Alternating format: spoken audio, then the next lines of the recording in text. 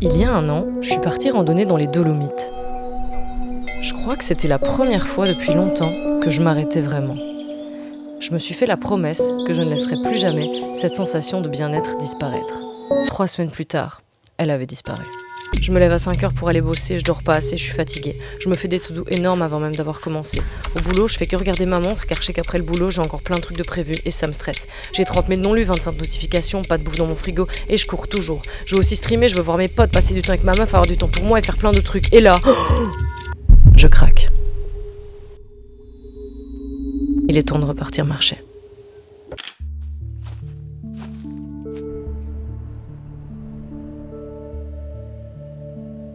À nouveau, mon esprit était calme et posé. Et je me suis rendu compte d'une chose. Le problème, c'est pas vraiment que les vacances se terminent. Le problème, c'est que j'arrive pas à ramener cette version de moi dans le quotidien. Alors, je me suis posé une question. Et si au lieu d'attendre mes vacances pour me sentir vivante, je construisais quelque chose qui m'oblige à ne plus perdre ce fil? Et surtout, comment vivre lentement dans une vie qui vous pousse constamment à accélérer? Alors, j'ai pris une décision un peu dingue. Je vais partir marcher, seule. En mai 2027, je vais parcourir 85 km solo en Bretagne pour faire le GR 340. Mais cette aventure ne commence pas en Bretagne, elle commence ici. Pendant 1 an, je vais documenter comment je me construis une vie plus lente et plus centrée sur mon bien-être. Et évidemment, je vous emmène avec moi.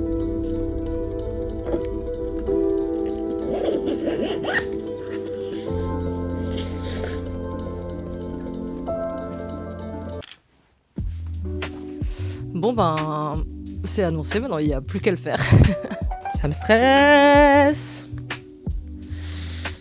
J'espère juste que j'ai pas une idée de merde. Ok, je vais faire cette interview, ça va aller.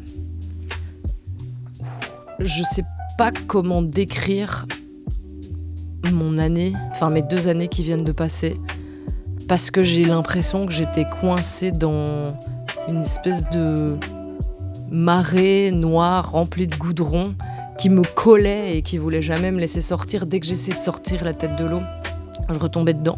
J'ai pas réussi à freiner, j'ai pas réussi à dire non, j'ai pas réussi à trouver ce qui me faisait du bien. Je pense que je me dois absolument ce projet. Je dois sortir de cette boucle compliquée que peut-être plein d'entre vous connaissent, de le travail, la pression, les chiffres.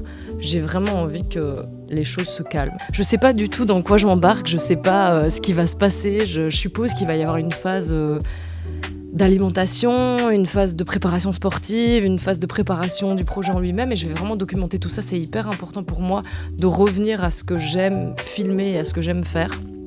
C'est important aussi pour moi d'échanger avec les gens. Donc si vous êtes sportif, si vous êtes, si vous êtes bon en randonnée, si vous vous y connaissez en alimentation, bref, si vous avez envie de me donner un petit push, n'hésitez surtout pas. Le but, c'est vraiment d'échanger dans ce projet, donc écrivez en commentaire, écrivez-moi en DM, j'ai envie de collaborer avec d'autres personnes et tout, ça va être trop bien. Voilà, c'était la toute première vidéo de cette longue série sur le GR 340.